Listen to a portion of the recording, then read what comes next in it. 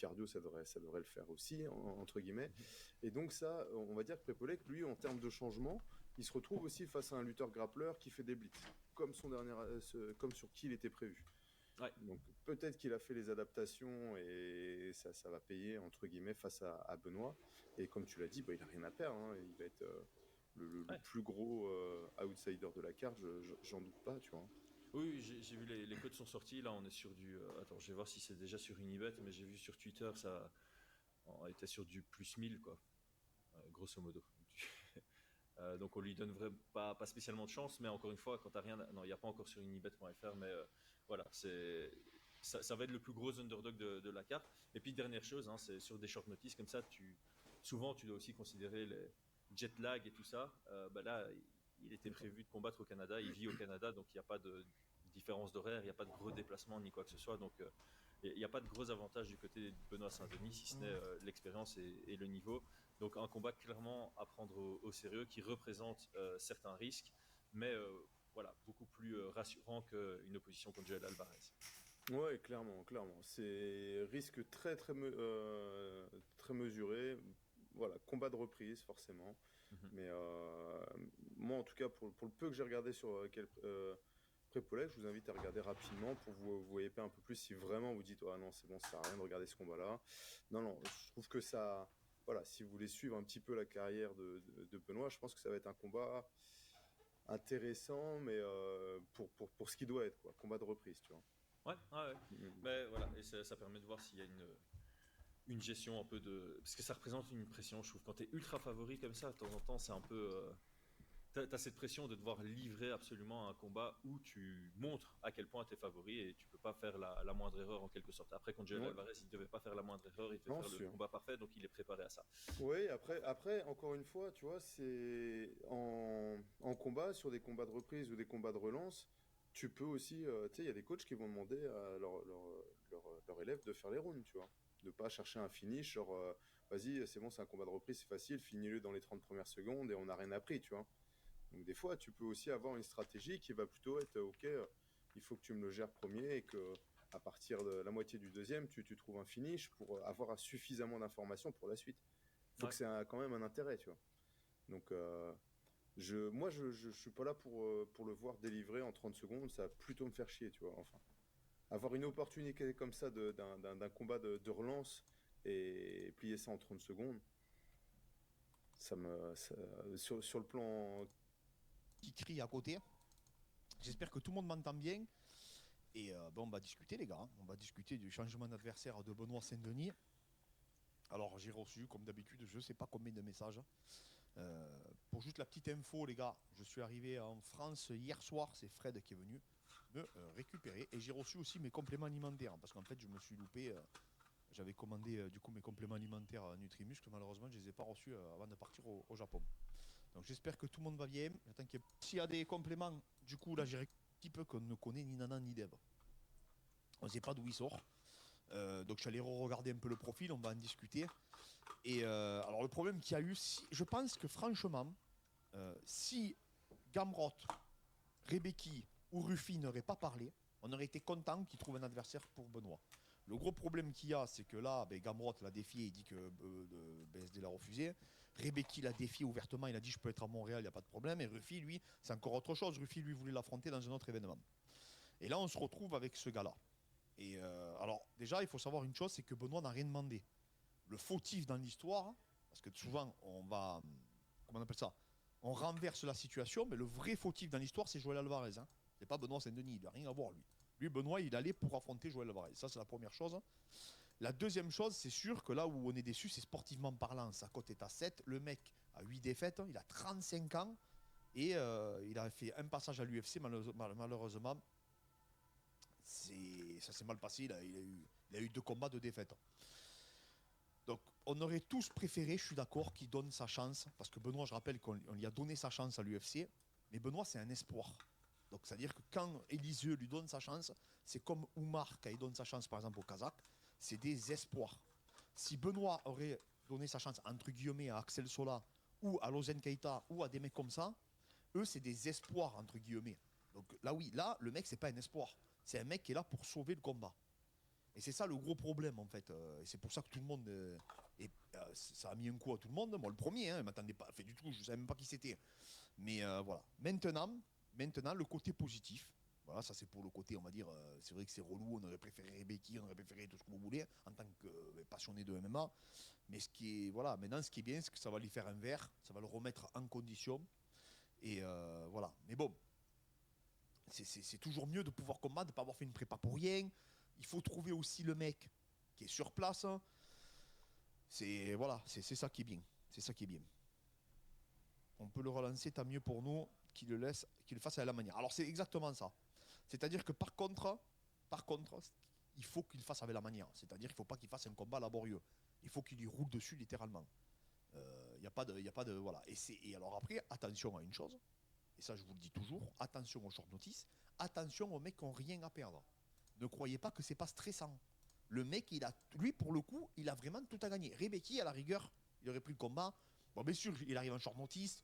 Tu lui pardonnes plus s'il perd. On est d'accord. Mais par contre,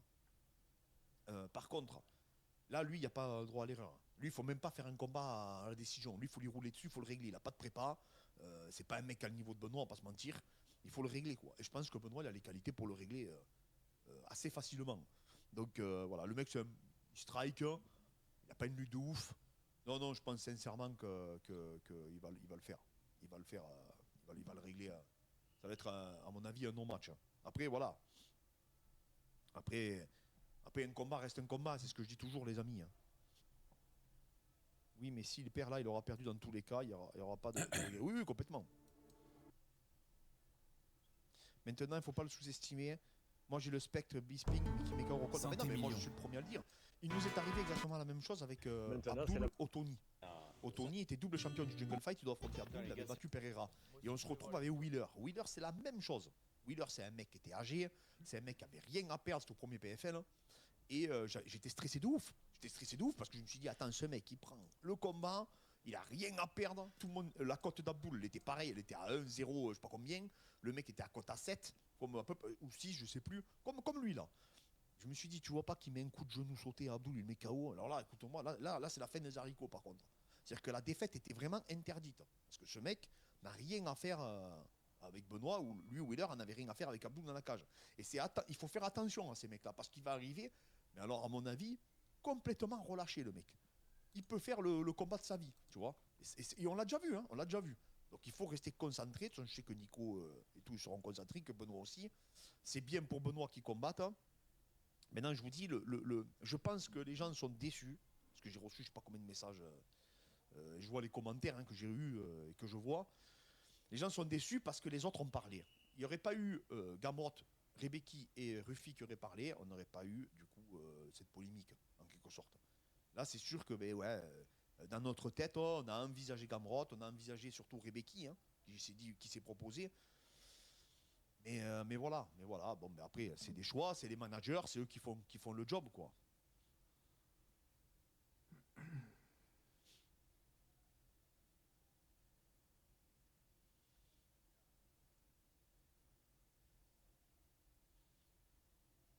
BSD, soyons honnêtes, tu veux prendre du vert, c'est bien, mais prends un mec du top 15 quand même. Moi, je lui donne raison. Un Rebecki, tu perds, tu peux te faire rouler dessus, et en plus, en France, personne ne va comprendre. Oui. Les gens surestiment encore Benoît. Fais croire à mon mec que tu veux nous refaire les situation, tu sais que c'est la meilleure chose pour lui. Je suis censé réagir là. Ah oui. Quoi ça sert Me sentir plus féminine. Parce que tu penses que la féminité. Oui, c'est sûr que c'est la meilleure chose de pouvoir se relancer. Hein. On est tous d'accord pour le dire. Hein. On est tous d'accord pour le dire. Ce soir, on en parlera avec Fred un peu plus longuement. Maintenant, oui, je peux comprendre aussi les gens qui disent qu'il aurait dû donner sa chance à Axel Sola, donner sa chance à Lozen Keita. Mais ça, on n'en sait rien. On ne sait même pas si Axel Sola aurait pu rentrer. On ne sait pas si Keita aurait pu rentrer. On ne sait pas les contrats. On ne connaît pas tout ça. Tu vois, là, c'est des... Qui te dit qu'il mettait bon bout, c'est comment on appelle ça, la direction de ses yeux par hasard. Qu'est-ce qu'il avait réessayé? On ne sait pas. C'est dans notre imagination. On n'en sait Toi, rien. t'as jamais maté le kidnap peut-être? Ah non, les seuls éléments qu'on a, c'est Gamrot, Rebecki, etc. qui eux se sont prononcés ouvertement et qui, à mon avis, franchement, ont je suis sûr que Je parle l'UFC, de pâtes, je vois pas Gamrot d'alcool, c'est avec modération. Oui, bien sûr. Il y a Je que pense Jean qui a pas qu'effectivement, donné le après UFC je a disais. pas Mais non, Mais c'est non, le cœur des Gamrot, canards, c'est ça. J'avais Bah mangé oui. trop de cœur de canard. Oui, mon exactement. fils Après est Gamrot, de toute façon, c'est tu faisais Isaac ta qui est le prime, seul mais homme oui, qui si m'a tu donné gagnais, le t'allais nom. jusqu'au Qu'est-ce que titre. j'ai fait pour Parce être que là, avec ça te un mec relançait de ouf, exceptionnel? Gamrot. Bah, je me le Mais demande. bon, Tu veux dire que je Gamrot, n'arrive pas à c'est un manger? antagoniste Ah, si. d'Alvarez, c'est Bah totalement si. le style opposé. Tu Donc, combines là sur le boudron? et comme je vous dis, je le Peut-être répète que je encore une m'étais fois, Alvarez, c'est lui le premier fautif. C'est lui qui a foutu le bordel. C'est C'est toi, t'as rien peu demandé comme des un combattants monsieur dans vegan. les Fight Week. Excuse-moi ta tactique. Alvarez, Pas pour il te éplucher des plante. balades, pour mater des Comment culs. Alors, Et tu fais comme tu veux. C'est assez simple. Prenez la banane, la courbure devant vous et vous cassez Allez. vers l'arrière. Allez. S'il perd, c'est T'es quoi un la suite selon toi? Non, mais il Pas peut plus pas de perdre. secondes Il y sur a la pas de- cible. Tu vois, pas je de le suite. savais. Tu peux pas perdre contre ce chic plat, arrête tes conneries. Tu peux pas. Non, mais là, par contre, la défaite est inenvisageable. Inenvisageable. Donc là, mais moi, je peux pas. À moins un Lucky Punch, tu vois, mais je vois pas. Alors là, c'est pas le niveau à Benoît. Pas le niveau à Benoît, les gars. Et en plus, c'est un mec qui est âgé, il a 35 ans. C'est mort. C'est mort. Le Benoît va lui rouler. De toute façon, t'as vu les cotes. Il va lui rouler dessus, normalement. Et j'espère qu'il va bien lui rouler dessus pour psychologiquement que ça le remette bien. Parce que ça, c'est le style de combat où si tu fais un combat un peu moyen contre ce mec-là, les gens vont te défoncer. Les gens, ils vont te défoncer, ils vont dire, c'est encore pire même. Ils vont dire, regarde ça, le mec il est même pas préparé, il a pas son niveau, il galère, tu vois. Non, mais enfin, après, je vous dis, un combat reste un combat, hein, mais j'ai aucun doute que Benoît va lui rouler dessus littéralement. Hein. Surtout que je pense que Benoît a vraiment un style pour lui poser des gros problèmes.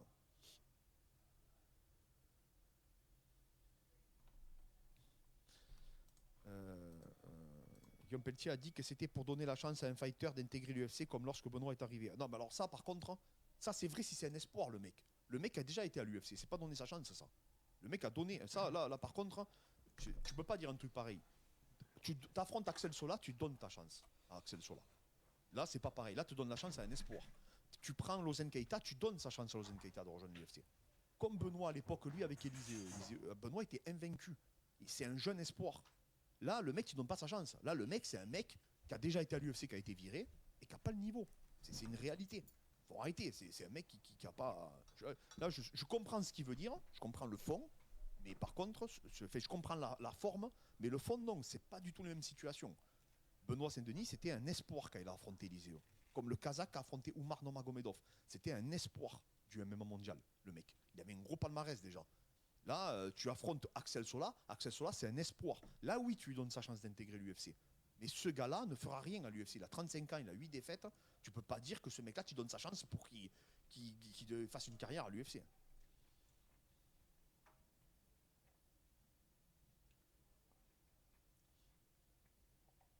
Ben, c'est plus un striker.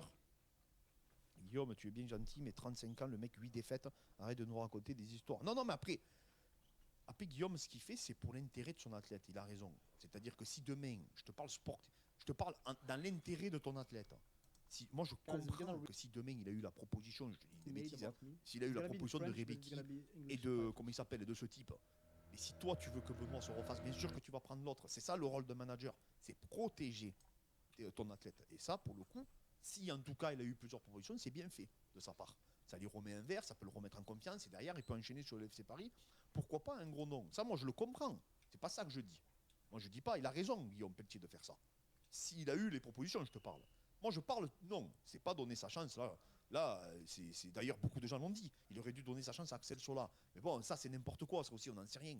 Axel Sola, parce que les gens disent ça parce qu'il est au Canada actuellement. Mais t'as bien que même pas l'UFC, ils y ont pensé à Axel Sola. Donc, ça sert à rien de dire des trucs comme ça. Mais je comprends que oui, il aurait fait rentrer un mec à 10-0 ou 9-1 ou tu vois, un futur espoir canadien. Là, oui. Mais là, ce type, il est là pour faire un combat. Comme nous, à l'époque, avec Abdul et Wheeler, qui étaient là, les gars.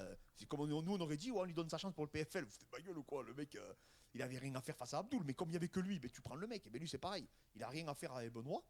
Mais, effectivement, pour le coup, ben, ils ont raison de prendre ce type-là. Ça permet de relancer. Et puis, moi, j'ai envie de voir Benoît gagner. J'ai envie de voir Benoît psychologiquement revenir et faire ça.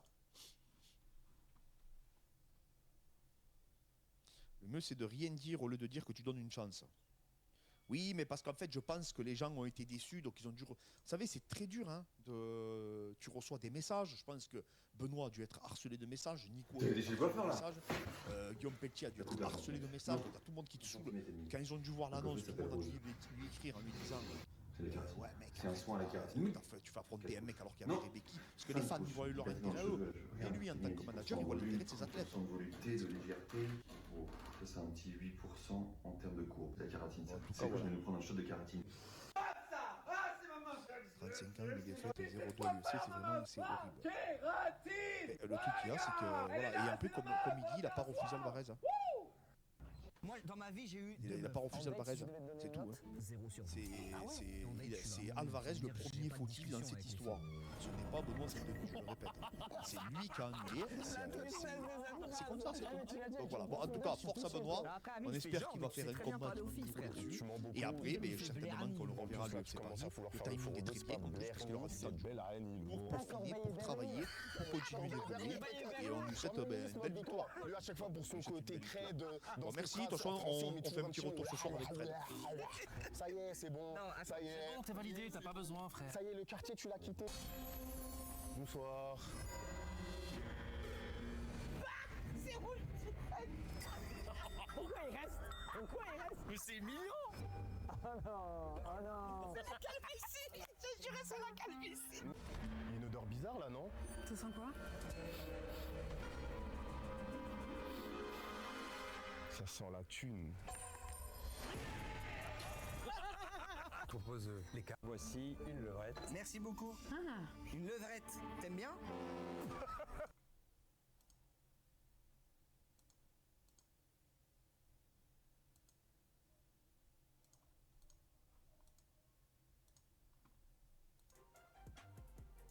Les meilleurs joueurs du jeu vont réussir à compenser ce recul en sachant exactement comment déplacer la souris pour que toutes les balles finissent par toucher un seul et même point. Ça, c'est le spray control. Scream, lui, il spray pas. Lui, il fait du tapping. Plutôt que de tirer plusieurs balles d'un coup, il va tirer balle par balle, en se focalisant uniquement sur son viseur et sur la tête de l'adversaire. Un gameplay très risqué car il exige une précision extrême. Si tu manques ta première, ta deuxième, ta troisième balle, l'adversaire aura le temps de vider son chargeur pour te tuer. Et plus l'ennemi est éloigné, plus la taille de la tête est petite. Et c'est là que Scream se démarque. Il excelle dans ce qu'on appelle les one-tap. L'art de tuer un adversaire en une seule balle. C'est un véritable monstre de précision, il bouge sa souris et son viseur de manière chirurgicale, presque mécanique, comme un robot, une machine. Ainsi, en ne suivant pas la méta traditionnelle et en s'imposant parmi les meilleurs joueurs du monde avec son style unique, tout le monde commence à parler de lui. Une telle précision, un tel style aussi Oh, le skill, PM. on ne l'avait jamais vu. Tout le monde dit qu'il est fort, mais je pense qu'il est encore plus C'est fort quoi que les gens pensent à ce moment-là. Il a un C'est quoi cette interview là qu'ils ont fait? gameplay spectaculaire, différent de tous les autres, et ça marche. Alors, c'est pas inné, il y a une quantité énorme de travail derrière ses tirs, il arrête pas de s'entraîner pour atteindre un tel niveau de maîtrise. Ce qui fait l'identité de Scream, c'est le one tap. À l'époque, tu joues en one tap ou pas du tout? Tu maîtrises le spray où on tire dans les pieds et on prend la tête. Après, ça a toujours été C'est quoi ça? naturel de mettre des shots parce que genre, je me suis toujours entraîné de cette façon-là, tu vois. J'ai toujours fait que du HS mode, ça a toujours été naturel. Et avec cette arme qui tue en une seule balle dans la tête, ça signifie que théoriquement, contre une équipe de 5 joueurs, 5 balles, chargeur suffisent. Je me rappelle absolument Dans pas cet de extrait ça. ici, il a un chargeur de 30 balles. Il va en utiliser 3 sur le premier joueur adverse, il lui en reste 27. Et là...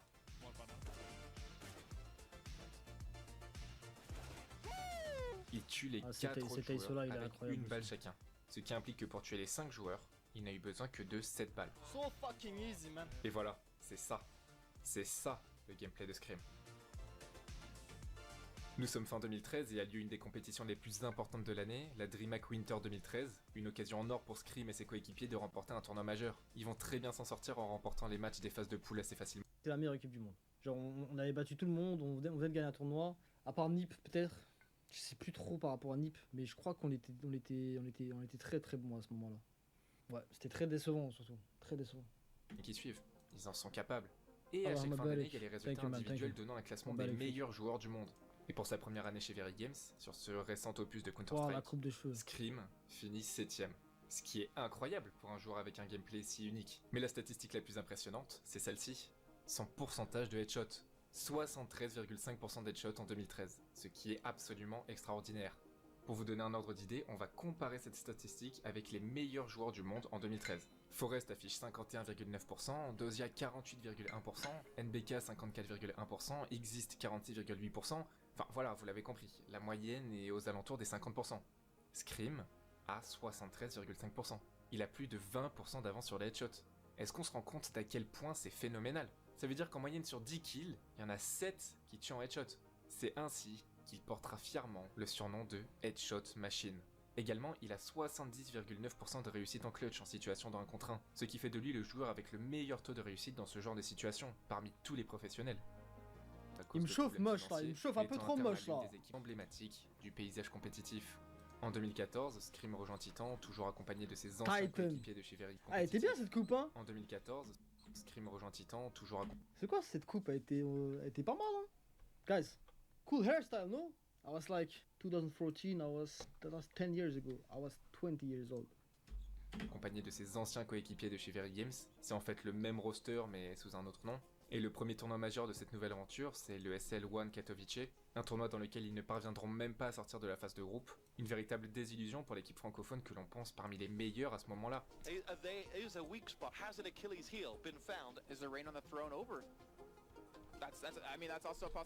Ce revers va entraîner un changement dans l'équipe. Shox va se faire remplacer par Kenny S, un joueur absolument impressionnant et avec un gameplay au sniper exceptionnel. Mais cela marquait la fin du duo entre Shox et Scream. Et la synergie que l'on retrouvait chez Very Games en 2013, cette étincelle, on l'a jamais réellement retrouvée à cette période pour Scream. Cela est renforcé par une défaite difficile en août 2014 à l'ESL1 Cologne, où encore une fois ils ne sortent même pas des phases de groupe. C'est une année particulièrement difficile pour Scream. Comment ça 16-1 encore une fois, 16-1 Oui. Ils ne sortent même pas des phases de groupe. Ah, ça c'est une année particulièrement difficile pour Scream, mais aussi pour ses coéquipiers. Pour moi, ça c'est la LAN. Après cette LAN là, la vérité les gars, là ça a commencé à être compliqué. Parce que là les équipes françaises, elles ont commencé un peu à partir en cacahuète, en mode on fait des changements, on fait ci, on fait ça, on change dans tous les sens. Quand t'es jeune comme ça, tu vois, tu comprends pas tout ce qui se passe, tu vois. Et ça, je sais que ça va été dur après cette LAN. Parce qu'après cette LAN, je me suis fait kick, je crois. Titan, ils ont changé tout, tu vois. Ils avaient pris Maniac, je me rappelle. Et c'était un coup très très difficile. Les périodes difficiles dans les jeux compétitifs, ça arrive à tout le monde. Et c'est parfois nécessaire pour se remettre en question et mieux se relever ensuite. Sauf qu'à ce moment-là, c'est que le début en réalité pour Scream. Le début d'une véritable descente aux enfers. Ouais, bah Nous sommes en septembre 2014 et Scream quitte Titan pour rejoindre l'équipe Epsilon, tandis que son ancien duo Shox rejoint Team LDLC. Alors à cette période, il y a 3 teams francophones dans le haut du panier. Titan, l'ancienne team de Scream, Team LDLC et Epsilon, considérée comme la plus faible des 3. C'est vrai qu'en France, il y avait quand même des bonnes équipes à l'époque, non les gars, c'était cool hein. À chaque fois, il y avait 3 équipes qui étaient très très fortes quand même. Franchement, ça me manque quand même cette époque. Les équipes se préparent pour le prochain Major, la DreamHack Winter 2014. Un scandale éclate. SF, coéquipier de Scream chez Epsilon, et Kali qui a récemment... Les gars, faut que je vous parle de ça les frères. Faut que je vous parle de ça les gars. Dinguerie. Non, dinguerie. Donc là, Kali se fait ban, ok. Moi, je me rappellerai toujours. J'ai été au bootcamp, il y avait une gaming house, ok, Titan. Donc ils avaient fait des changements, ok. Moi, j'étais plus, comme je vous ai dit, j'étais plus Titan. Et ils étaient à la gaming house. Genre, c'était à Bruxelles en plus, c'était à côté de chez moi, tu vois. Et vu que c'était à côté de chez moi, j'allais là-bas avec un pote ou deux, on allait se poser un peu là-bas, avec eux et tout, tu vois. Vu qu'il y avait, je sais plus avec qui, avec Kenny, ou bien il y avait Exi, tu vois, il y avait des gens qu'on connaissait, tu vois. Je sais même plus c'était quoi l'équipe, RPK, je crois. Et Kali se fait ban. Pendant qu'ils sont au bootcamp, déjà, c'est la première dinguerie, ok. Pendant qu'ils sont au bootcamp. Première dinguerie, il se fait ban. Le lendemain, il y a un major qui va jouer, ou une DreamHack, je sais plus. Un tournoi de fou, quoi. SF est dans mon équipe. Je lui envoie un message et tout. Je lui dis, ouais, t'as vu et tout. Pour Koukli, il s'est fait ban, la dinguerie, j'étais là-bas et tout sur place. Bref, je lui raconte. Je lui dis, ouais, bon, à demain, j'ai mon vol à 6h du matin. Donc moi, je vais dormir. Il me dit, ouais, t'inquiète, si je me fais pas ban avant. Et moi, je croyais qu'il rigolait. Moi, je croyais que c'était une blague. Je croyais que c'était une petite blague, tu vois. Il me dit ça. Moi, je vais dormir tranquille, sur mes 2 oreilles. Je me dis, je vais jouer le major demain. 4h du matin, on m'appelle, SF, il s'est fait ban.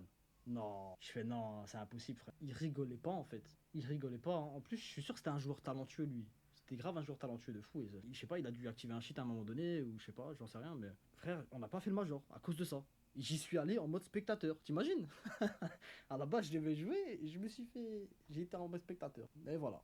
Notamment pris la place de Scream chez Titan, sont tous les 2 bannis pour triche. Kali va ban? Seriously? What the fuck? He was playing with Titan. What the fuck? He took my fucking place. He's cheating. Fuck him. I'm done. I'm coming back. Ces 2 bannissements ont automatiquement suspendu les 2 équipes francophones, privant ainsi tous les membres de ces équipes de participer à ces tournois majeurs. Titan et Epsilon sont donc évincés de la compétition. We couldn't go to DreamHack because of him, so yeah, I was so fucking mad. C'est pourquoi on retrouve quelques similitudes avec l'histoire de Kenny S que je vous ai déjà raconté dans une autre vidéo, deux prodiges de Counter-Strike qui ont été privés de leur chance, sabotés par un membre de leur propre équipe. Team LDLC, là où Shox se trouve, mais aussi certains de ses anciens camarades de chez Very Games, est la seule équipe qui va représenter la France et la francophonie dans cette compétition au top niveau. Et ainsi, Scream devient spectateur. Et il verra de l'extérieur la première victoire française dans un tournoi majeur. Shox et ses coéquipiers de Team LDLC remportent la DreamHack Winter, sans que Scream n'ait pu au moins tenter sa chance. En vrai, c'était douloureux ça. C'était douloureux ça, les gars. Il est pas exagéré de Regarde, c'est moi. Je suis là avec un micro. Non, la dinguerie. J'avais oublié ça. Je suis là avec un micro alors que je dois jouer le major. Et je suis là, je sais pas ce que je fais en fait. Non, c'est ridicule. C'est ridicule, frère. Et je les vois gagner le major comme ça. Non, c'est bizarre un peu, non? Dire que 2014 est la pire année de sa carrière. Mais c'est pas terminé. En début 2015, Epsilon ne pourra toujours pas participer aux prochaines compétitions, car l'équipe entière est accusée de trucage de match. Tous les joueurs, Scream inclus, sont suspendus le temps de clarifier la situation. Cette suspension marque en réalité la fin de l'équipe Epsilon, car tous les joueurs sont bannis, à l'exception de Scream, qui est le seul qui ne sera finalement pas reconnu coupable. Cet enchaînement de suspensions a alors bloqué Scream, le privant non seulement de l'opportunité de décrocher un trophée, mais aussi des précieuses expériences qu'il aurait pu acquérir. CSGO Lounge à l'époque, c'était compliqué, hein. C'est pas juste une pause, c'est un véritable coup dur pour sa carrière, et il va être extrêmement... C'était pas une bonne époque de CS, je trouve. Après ça. CSGO Lounge, tout ça, il y a trop de gens qui faisaient des dingueries, genre. Avec un autre tournoi majeur qui a lieu, remporté par Fnatic, alors que Scream était un des piliers en 2013 avec son aim impressionnante et son style de jeu exceptionnel, il n'est même plus mentionné dans les potentielles nouvelles recrues. Pendant ce temps, l'e-sport Counter-Strike évolue avec des changements de roster et de nouvelles équipes comme Envious, dans laquelle il va avoir ses anciens coéquipiers comme son ancien duo Shox, sans rien pouvoir faire. Et ces mois entiers passés à ne pas pouvoir participer au tournoi majeur soulèvent une question essentielle. Est-ce que le style de jeu de Scream est réellement celui qu'on souhaite dans une équipe? C'est quelqu'un qui est très fort dans le jeu, qui a des côtés idiots dans le jeu. La religion du headshot, l'obsession du... Ah bah attends, mais comment ça mon ref? Eddie, je vais l'attraper là, je vais l'attraper. Ça l'empêche d'être un joueur d'équipe. Ça l'empêche de voir aussi les grands plans, les grandes stratégies. Est-ce qu'il n'est pas préférable d'avoir un joueur régulier avec un style de jeu ancré dans la méta, plutôt que de miser sur ce joueur, à la précision certes hors du commun, mais qui peut s'avérer être un pari risqué? Et si c'était ça le problème? Son style de jeu? Notre headshot machine va alors se retrouver sous le feu des critiques, ses anciens coéquipiers, d'autres joueurs, des analystes qui vont le juger et dire que Scream est un joueur qui veut juste faire le spectacle, il veut juste faire des headshots pour impressionner les spectateurs. Mais au final, est-ce que ça a un réel impact? Certains joueurs vont lui dire de manière injuste, un peu virulente même, et certains vont le faire de manière bienveillante en essayant de le convaincre d'adapter son style de jeu et de prendre en compte la méta, et que s'il n'est pas le numéro 1 dans le classement, c'est qu'il y a possiblement une raison. Hormis le fait que Scream ne se prépare pas, il est aussi vu comme le joueur qui peut acheter une arme plutôt qu'économiser, mettant possiblement en péril l'économie car confiant du fait qu'il peut retourner un round. Alors quand depuis tout petit ta principale obsession c'est de te concentrer sur les headshots, que t'as conditionné ta manière de jouer sur ça, il est très difficile de changer et d'évoluer vers un autre style. Pourtant, après 2 années difficiles, entre suspension, remise en question et de l'entraînement de son côté en stream, Scream va décider d'évoluer. I try to be a little bit more complete. I try to fix some of my stuff. Just to be a better teammate, a better player. Bien sûr, il va pas radicalement changer sa manière de jouer, il va pas abandonner son identité de headshot machine, mais disons qu'il va jouer juste plus intelligemment en fait. Oh my god, bro.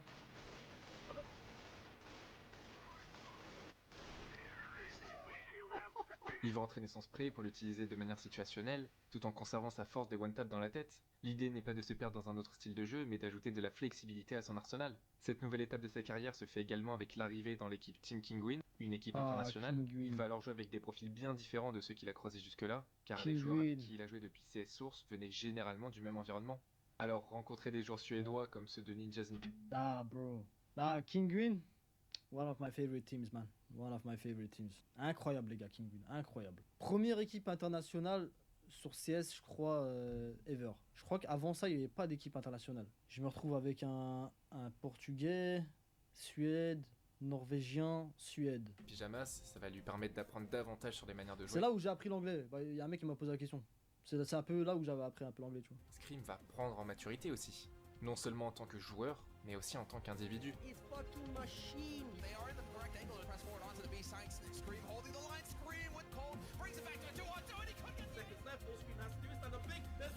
Bon, c'est pas les meilleures actions ça, non? Et finalement, fin 2015, il reçoit un appel.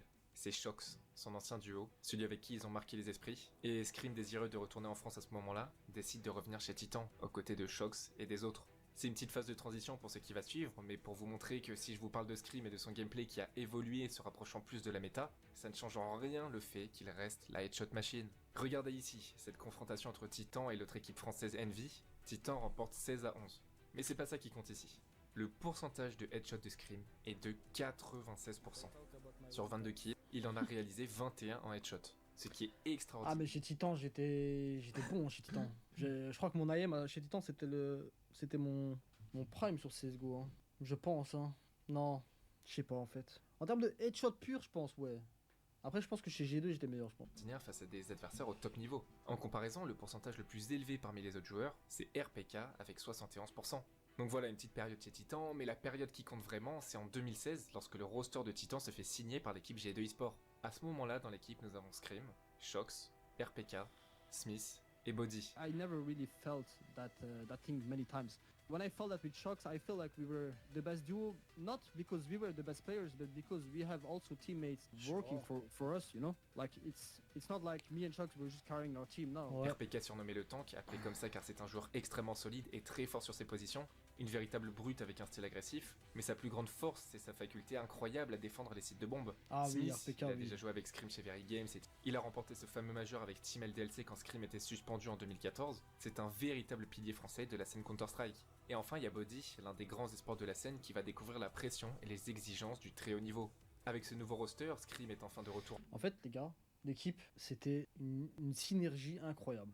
Incroyable. Avec Shox et moi, en mode un peu star player, en mode on bait un peu, on se met bien, tu vois. Genre, on se met bien. Les joueurs, RPK, Body, qui rentrent dedans tout droit, Smith, de toute façon, c'est le joueur qu'il te faut dans une équipe, c'est simple. Il te le faut dans une équipe, ce joueur. Il met la bonne ambiance, il se sacrifie pour l'équipe, il connaît tous les staffs du jeu. C'est parfait, tu vois. C'est sa véritable valeur. Et j'étais là, je pense que là, j'étais à mon meilleur niveau, là. Là, j'étais à mon meilleur niveau, là, ouais. De loin, je pense que j'étais à mon meilleur niveau à ce moment-là. G2 va se retrouver en finale de l'ESL Pro League face à Luminosity Gaming. Ils ont battu des équipes extrêmement fortes pour se retrouver face à cette équipe brésilienne. T'étais à la salle cette époque ou pas? Bah ouais, là j'étais à la salle, hein. Ça se voit, j'ai changé un peu. Hein. J'ai changé un petit peu déjà. Là, c'était aussi un de mon prime de la salle, je pense, hein, chez G2. En fait, chez G2, c'était le prime de tout confondu. Genre, physiquement, c'était mon prime. Dans le jeu, c'était mon prime. L'équipe, c'était mon prime. Bah, c'est comme ça, tu vois. Il y a des époques où, dans ta vie, tu reviens toujours en arrière pour regarder ces époques-là et tu te dis, ah, à ce moment-là, c'était pas mal, quoi. C'était pas mal du tout, tu vois. Et moi, c'est cette époque-là, tu vois. À ce moment-là, je me dis, ah, c'était pas mal. Brésilienne qui est au sommet du classement cette même année. Et d'ailleurs, G2 les a battus plus tôt dans la compétition. La finale se joue en BO5, la première équipe à remporter 3 maps remporte le tournoi, et on assiste à une véritable renaissance de Scream. One top. Ah, satisfying, man, satisfying. Quand je vous disais qu'il a évolué dans sa manière de jouer, il est toujours le même joueur exceptionnel capable de mettre des one-tap hors du commun. Le style de Scream, perfectionné au fil des années, reste intact. Précis, rapide, impitoyable. Ah, malheureusement, il est fort, il est fort, hein, Moche. Remporte l'ESL Pro League 3-2, une victoire amère, il parle qui bien. n'éternise pas le très bon parcours de G2. Surtout qu'à peine un mois plus tard a lieu l'ECS, un tournoi avec un énorme cash prize de 765 000 $, dont 250 000 $ pour l'équipe victorieuse. Bien que ce tournoi ne soit pas considéré comme un major, comme la DreamHack par exemple, il s'agit d'un tournoi de la même envergure avec les mêmes équipes aussi fortes qui sont présentes. C'est l'occasion parfaite pour montrer à quel point le duo Shox et Scream est un des duos les plus... Ah mais là, ouais, mais là je suis gros là, non? J'ai une grosse tête là, non? Fort au monde, si ce n'est le meilleur duo à ce moment-là. Ah voilà, ouais.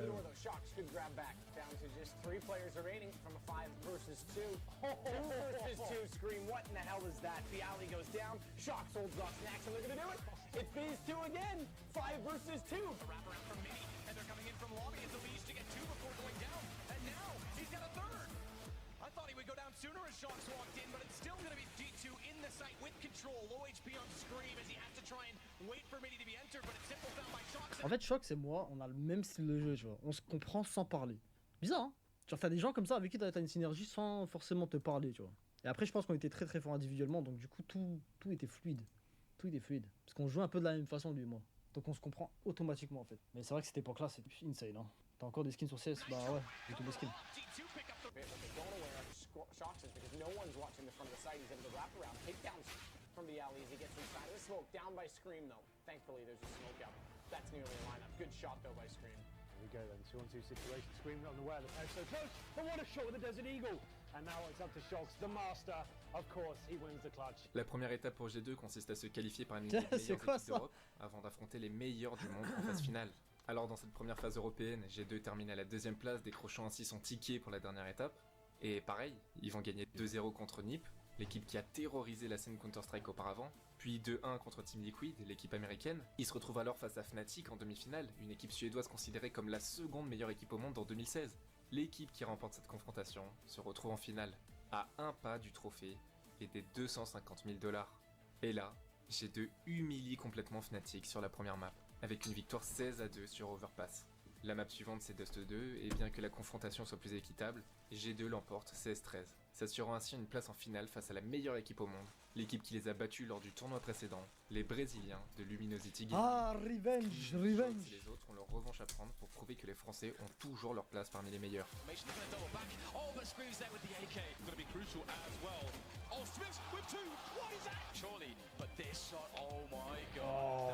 j'aime oublié ça.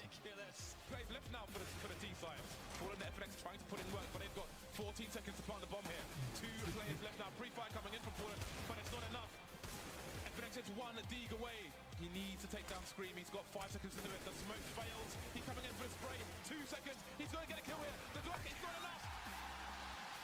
Scream wins. But can Scream hold the back? Looks like he's doing a good job so far. 2 more people to find. And there's nothing but headshots coming in. Go for the burst fire. Not going to work out. So, advantage for the TT. That's going to soon go though. Fallen alone now with 20 HP. Not much he can do. G2 remporte la première map 16-11 et la seconde map c'est Overpass, la map sur laquelle ils avaient totalement dominé face à Fnatic. Mais est-ce qu'il en sera de même face à Luminosity? Ah là, Shox il était très très fort là. Oh là là. Oh là là là là. Shox.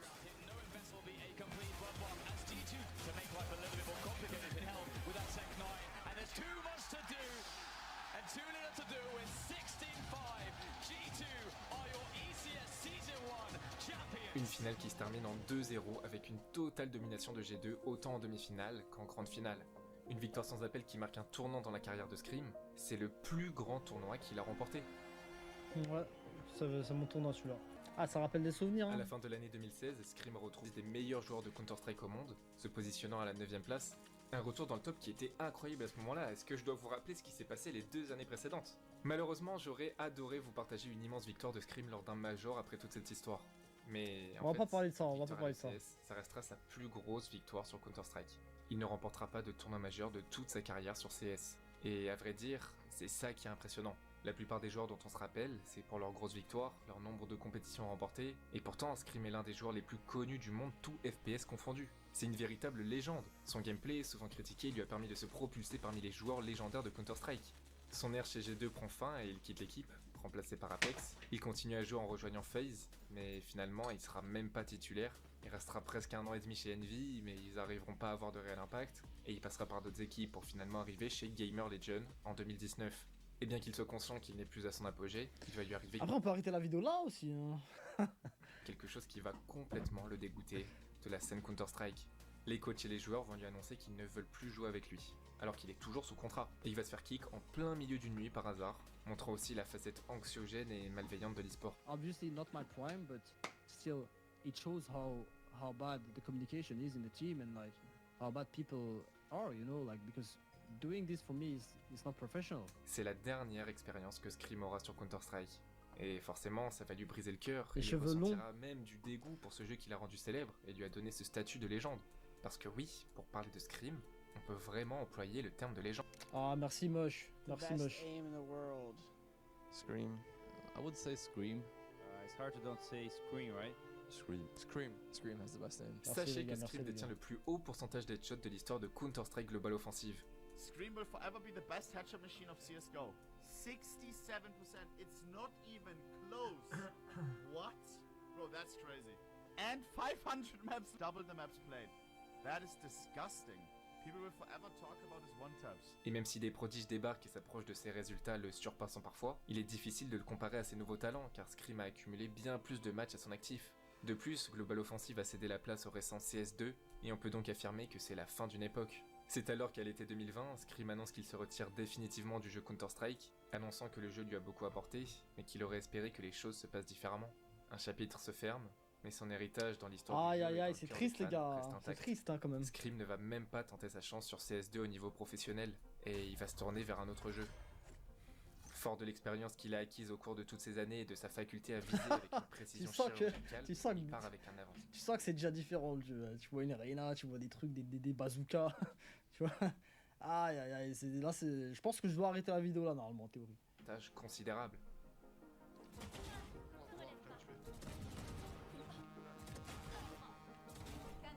On tape.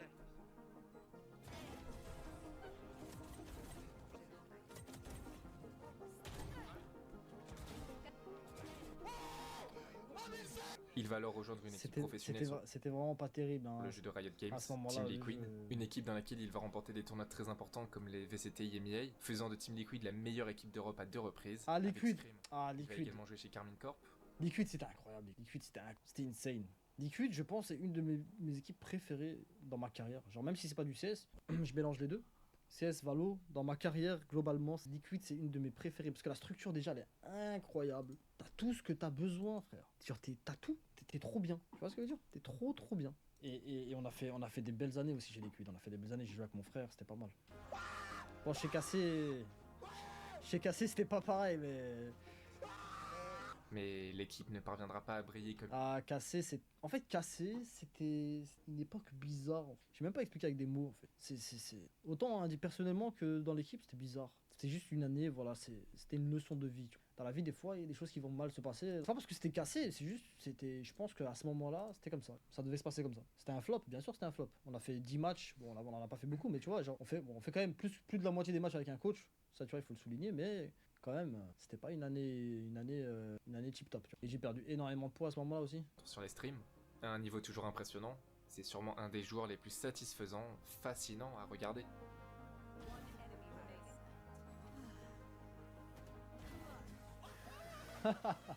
Et malgré tout ce qu'il a accompli, Scream... Pour cette vidéo, moche. Et malgré tout ce qu'il a accompli, Scream, c'est que dans le monde impitoyable des sports, même les légendes finissent par s'effacer. Mais son nom restera jamais gravé dans les mémoires comme celui du joueur qui a transcendé l'art du headshot. Un roi sans titre, un roi sans couronne, mais un roi dont l'héritage continuera de briller à travers chaque tir. Eh ben Moche, merci beaucoup pour cette vidéo, Moche. Exceptionnel, frérot. Franchement, bien expliqué, bien... T'es un bon narrateur, quoi. Un bon narrateur, frérot. Honnêtement, ça m'a mis un peu... J'ai un peu le seum, là, je vois. J'ai un peu le seum. J'ai revu des mauvais souvenirs, mais j'ai aussi vu des bons souvenirs, les gars. C'est un peu tristounet, tout ça, non? Vous en pensez quoi, les gars? C'est pas fini, les gars, c'est pas fini. L'histoire continue. L'histoire continue, les gars. Les gars, n'hésitez pas à aller le follow. N'hésitez pas à aller le follow, à lui mettre un petit commentaire. Si vous venez de ma part, écrivez one tap. Long close wall. Nice. Oh. One was CT. I have one more flash. Flash short. I flash short. Pick on me, okay? Pick on me. Don't pick. Not picking.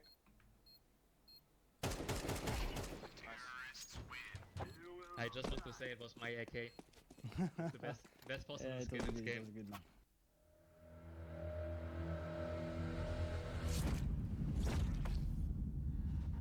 Let's go 3B. Then you guys are long, be careful. I go right to the exit of the side, one goes window, one is... Let's play 3B, Let's go double shot. I'll just pick mid. Nobody seen mid. Who was watching mid? I have lower for him. Oh wait, I'm pushing top mid. Lower. Maybe just rotate from B side. Two more lower. I'm running away.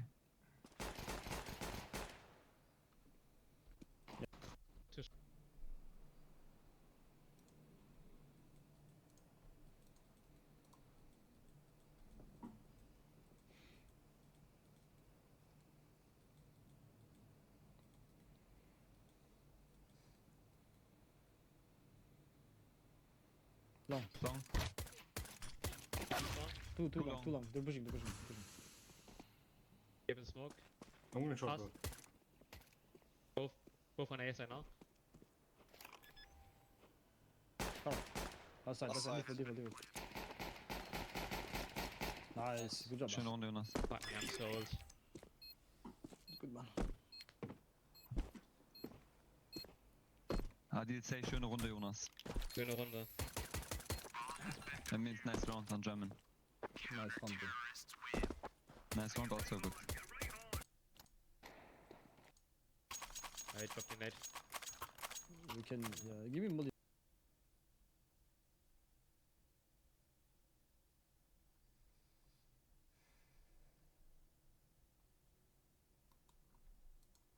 À l'époque, il y avait deux teams. Il y avait la team Dragon Ball et la team Chevalier. Connu quoi. C'était les balbutiements, c'est l'époque où on tombe dans le mécanisme de la transformation, de la nouvelle transformation pour devenir encore plus fort et vaincre des personnages plus forts. Chevalier du Zodiac, vraiment, c'est un dessin animé, un animé que j'ai adoré enfant. C'est mes plus beaux souvenirs. Un truc à comprendre, à côté duquel je passais. Mon imagerie cyberpunk, elle a été formée là-dessus, quoi. Et j'ai revu l'animé Netflix Cyberpunk 2077 qui est adapté du jeu vidéo Cyberpunk Edge Runner. J'ai trouvé ça formidable, quoi. J'ai trouvé que c'était une production animée de haute volée. En tout cas, moi j'ai adoré la série animée. Dans le cyberpunk japonais, il y a un truc qui me touche, qui me marque en tout cas. Mon imaginaire cyberpunk, il a été façonné beaucoup plus par les œuvres japonaises que occidentales américaines. Même si le cyberpunk, il préexiste aussi beaucoup bien sûr dans la science-fiction écrite. J'imagine que Philippe K. Dick, que j'ai pas assez lu, mais j'imagine que Philippe K. Dick l'a forgé beaucoup dans ses romans, dans ses nouvelles. Je suis pas capable de me rendre compte dans quelle mesure le cyberpunk aujourd'hui, la culture qu'on en a, à quel point elle est japonaise ou américaine, en tout cas occidentale. C'est une vraie question, mais chez moi, c'est passé beaucoup par des œuvres japonaises en tout cas. Et ouais, typiquement Akira incroyable quoi. À l'époque diffusé sur Canal+, c'est le moment où les adultes ont compris qu'il se passait quelque chose. Moi, je me souviens que mes parents ont vu le film avec moi, et je me souviens que mes parents s'étaient dit à ce moment-là, tiens, en fait, c'est pas que des dessins animés pour enfants, il y a une vraie culture. C'est par Akira que eux ont compris ça, quoi. Et je crois que ça fait partie aussi des moments. Le Club Dorothée Akira, je crois que c'est vraiment deux des pierres fondateurs qui ancrent le manga dans la culture française aussi profondément qu'il l'est aujourd'hui, quoi. En tout cas, sache que si tu aimes bien Akira et que tu es toujours un joueur de jeux vidéo, dans le jeu vidéo Cyberpunk, il y a la fameuse moto rouge que tu peux choper. Je sais plus si c'est une mission secondaire, un truc comme ça, mais tu peux l'avoir. Ça y est, j'ai enfin racheté un PC correct pour enfin streamer dans des conditions décentes, ce qui est devenu urgent. Donc c'est bon, je peux y jouer, je l'ai installé, j'ai fait les 2 premières heures, il faut avancer maintenant. Il faut juste trouver le temps de faire les 150 suivantes, quoi. C'est le seul problème. Naruto tome 1.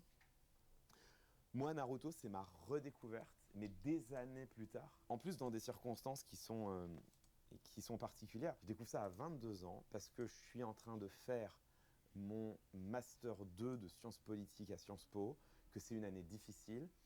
Prélude à mes années de thèse qui sont des années difficiles, ces après-midi où tu n'arrives pas à bosser, tu sais qu'il faut s'y mettre, qu'il faut écrire et tu n'y arrives pas et c'est dur. Dans une de ces après-midi de déshérence, je télécharge les 5 premiers épisodes de Naruto et le choc, quoi.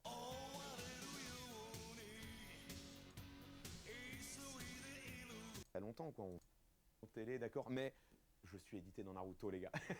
L'attaque des titans. Et je l'ai vu une première fois. Moi, j'ai trouvé ça, je trouve que c'est magistral. Même si je pense que ça reste Naruto, mon manga préféré émotionnellement. Vers contemporain, qui emprunte au kaiju, je pense que ça va devenir mon shonen de cheveux.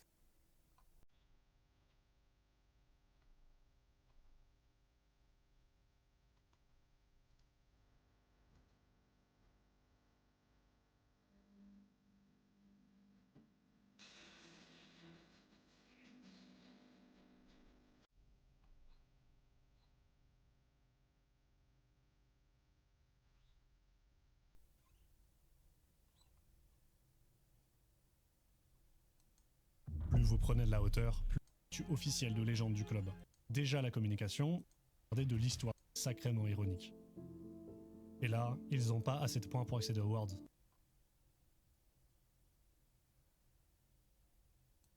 Alors je sais que cette intro, elle va paraître bizarre avec les trucs de con qui se passent avec DVM, mais vous trouvez pas l'e-sport un peu ennuyeux? Perso, ça fait quelques mois que je commence à me désintéresser petit à petit de l'e-sport, et à part la LEC, je regarde plus grand chose. Et un truc que j'aime bien faire quand je sens que la flamme s'en va, c'est retourner à mes sources, à ce qui m'a fait tomber amoureux de l'e-sport, Super Smash Bros Melee, et plus particulièrement l'ère des 5 dieux. Communément, l'ère des 5 dieux, elle est définie par la période 2009-2010